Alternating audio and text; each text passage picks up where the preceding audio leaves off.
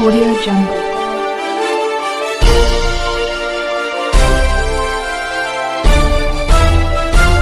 Audio Jungle.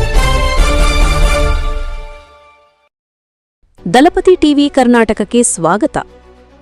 Bagalkot ಜಿಲ್ಲೆಯ ಬಾದಾಮಿ ತಾಲೂಕಿನಲ್ಲಿ ನಿರಂತರವಾಗಿ ನಡೆಯುತ್ತಿರುವ ದಲಿತರ ಮೇಲಿನ ದೌರ್ಜನ್ಯ. ಹೌದು ವೀಕ್ಷಕರೇ, ಕಳೆದ 4-5 ತಿಂಗಳ ಹಿಂದೆ ಉಗಲ್ವಾಟ ಗ್ರಾಮದಲ್ಲಿ ಕಂಬಕ್ಕೆ ಕಟ್ಟಿ ಮಾರಣಾಂತಿಕ ಹಲ್ಲೆ ಮಾಡಿದಂತಹ ಘಟನೆ. ಅದನ್ನು ಮರೆಯುತ್ತಿದ್ದಂತೆ ಮತ್ತೊಂದು ಘಟನೆ ಮರುಕಳಿಸಿದೆ. ದಿನಾಂಕ 2/09/2025 ಯರಗೊಪ್ಪ ಎಸ್ಬಿ ಗ್ರಾಮದಲ್ಲಿ ದಲಿತ ಯುವಕನು 15ರಿಂದ 25 ಜನ ಗುಂಪು ಸೇರಿಕೊಂಡು ಮಾರಕಾಸ್ತ್ರಗಳಿಂದ ಮಾರಣಾಂತಿಕ ಹಲ್ಲೆ ಮಾಡಿದ್ದಾರೆ. ಅಷ್ಟಕ್ಕೂ ಅಲ್ಲಿ ನಡೆದಿದ್ದೇನು?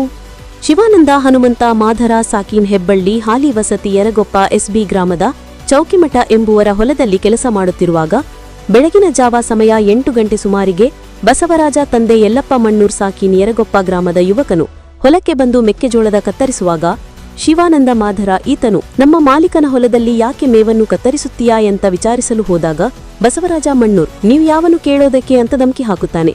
ಇಬ್ಬರ ನಡುವೆ ಮಾತಿನ ವಾಗ್ದಾಳಿಯಾಗಿ ಕೈ ಮಿಲಾಯಿಸಿ ಜಗಳವಾಡಿ ಅಲ್ಲಿಂದ ಬಸವರಾಜ ಮಣ್ಣೂರ್ ಯರಗೊಪ್ಪ ಗ್ರಾಮಕ್ಕೆ ತೆರಳಿ ಸುಮಾರು 15ರಿಂದ 25 ಜನರನ್ನು ಕರೆದುಕೊಂಡು ಬಂದು ಶಿವಾನಂದ ಮಾಧರ ಈತನ ಮೇಲೆ ಮಾರಕಾಸ್ತ್ರಗಳಿಂದ ಮಾರಣಾಂತಿಕ ಹಲ್ಲೆ ಮಾಡಿರುತ್ತಾರೆ.